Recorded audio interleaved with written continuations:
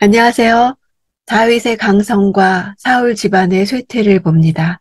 오늘 본문은 사무엘하 3장 1절에서 11절입니다. 2절, 헤브론에서 다윗이 낳은 아들들은 이렇습니다. 그의 맏아들은 이스라엘 여인 아히노함이 낳은 암논이고. 헤브론이란 지명을 언급하는 것은 하나님이 지명하신 바로 그 헤브론 땅에서 왕의 계승자를 의미하는 아들들을 낳았다는 사실을 부각시킴으로써 다윗의 왕국이 계속해서 든든히 세워질 것을 보여주기 위해서입니다. 맏아들이란 단어는 장자권이란 의미도 지닙니다. 이스라엘 사회에서 이 권한은 가문을 대표해서 하나님의 축복을 받을 수 있는 권한을 의미했습니다. 3절, 둘째는 갈멜 사람 나발의 아내였던 아비가일이 낳은 길르압이고, 셋째는 그술왕 달메의 딸 마아가가 낳은 압살롬이고. 그술은 요단 동편 길르앗 근처에 있는 작은 독립국이었습니다. 다윗은 요단 동편에 있었던 이스보셋의 세력을 약화시키려고 그술 왕과 정치적 동맹을 유지하기 위해 그의 딸과 정략 결혼을 했던 것으로 보입니다. 압살롬의 이름은 아비와 샬롬의 합성어로서 내 아비는 평화, 평화의 아비 이런 뜻이지만 이름과 정반대의 삶을 살았습니다. 죄로 이어지는 삶을 살게 된 데에는 이방인이었던 어미의 영향이 있었던 것으로 추정할 수도 있습니다. 5절, 여섯째는 다윗의 아내 에글라가 낳은 이드르암입니다. 이들은 다윗이 헤브론에 있을 때 낳은 아들들입니다. 아들들을 소개하며 앞뒤로 다윗이 헤브론에서 아들들을 많이 얻게 된 것을 기록하는 것은 사울의 집안인 이스보셋과 비교하는 데 의의가 있습니다. 다윗이 일부 다처제와 정략 결혼 등의 인간적인 방법을 쓴 것이 정당화되지는 못합니다. 여기에 소개된 6명의 아들들 중 아무도 다윗의 왕위를 계승하지 못했고 사무엘하 전체의 맥락에서 보면 하나님은 인간적인 방법으로 동원된 권력의 기반을 오히려 모두 패하시는 방법으로 다윗 왕조를 강성하게 만드신 사실을 발견하게 됩니다. 인간적인 방법으로 세워진 권력은 인간적인 방법으로 패해진다는 원리가 사울 왕조뿐 아니라 다윗 왕조에도 그대로 적용됩니다. 6절, 사울의 집안과 다윗의 집안 사이에 싸움이 있는 동안 아브넬은 사울의 집안에서 자신의 세력을 키워가고 있었습니다. 다윗의 집안과 싸움이 있는 동안이라는 상황 설정을 통해 볼 때 이스보셋의 마하나임 정부에서 군부의 힘이 그 위용을 과시하는 것은 당연했습니다.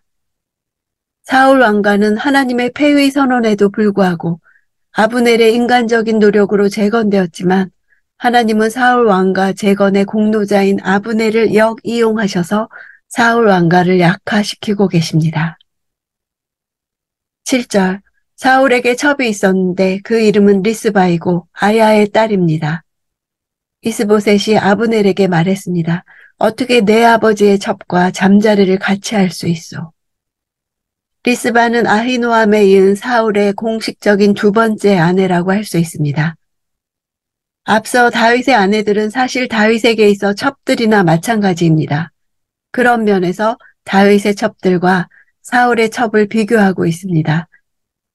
다윗의 첩들은 모두 다윗의 계승자들을 낳아 다윗 왕정이 강성해지는데 일익을 감당했습니다.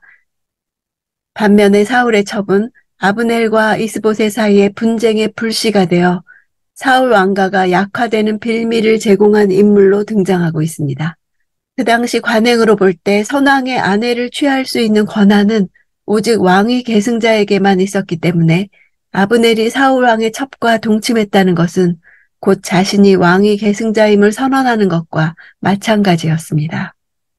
후에 다윗의 아들 압살롬이 아버지의 후궁들을 의도적으로 범한 것이나 솔로몬이 왕위에 오른 상황에서 그의 형 아도니아가 다윗을 수종들었던 수넴 여인을 이용하여 왕위 찬탈을 꾀하려다가 죽임을 당한 사건은 선왕의 여인을 취한다는 것이 정치적으로 어떤 의미를 가지고 있는지를 잘 보여주고 있습니다. 8절, 그러자 아브넬은 이스보셋의 말에 몹시 화를 내며 대답했습니다. 내가 유다의 개의 머리인 줄 압니까? 오늘까지 나는 당신 아버지 사울의 집안과 그 형제들과 친구들에게 충성을 다했고 당신을 다윗에게 넘겨주지 않았습니다. 그런데 오늘 이 여자 때문에 나를 비난하다니. 아브넬이 자신의 결백함을 주장하면서 사용하는 표현이 재미있습니다. 공동 번역에서는 이렇게 했습니다. 나를 유다의 빌부터 살아가는 개 대가리로 하시오. 그러나 아이러니하게도 아브넬은 유다의 북이스라엘을 통째로 넘겨주는 조약을 맺을 것이었습니다. 10절 여호와께서는 이 나라를 사울의 집안으로부터 옮겨 단에서부터 부엘세바에 이르기까지 이스라엘과 유다 위에 다윗의 보좌를 세우실 것입니다. 옮겨라는 단어는 건너다라는 아바르 동사입니다. 사울의 왕국이 처음에는 든든히 세워질 수 있는 기회가 있었음에도 불구하고 여호와의 명령을 고의적으로 어김으로써 그 기회가 건너가 버렸다는 것입니다. 이것은 그동안 이스보셋을 통해 사울 왕가를 재건하려고 했던 자신의 노력이 여호와의 뜻을 거스르는 인간의 헛된 노력이었음을 아브넬 스스로 알지 못한 사이에 실토하는 것입니다. 이렇게 대놓고 이스보셋에게 반역의 뜻을 밝히고 있습니다. 다윗과 사울의 집을 비교해 볼 때 믿음의 사람은 강성해지고 의심의 사람은 날로 약해져서 결국 일어서지 못함을 보여줍니다. 아브넬이 정말 다윗에 관한 하나님의 언약을 믿었다면 사울이 죽었을 때 이스보셋을 왕으로 삼지 않았을 것입니다.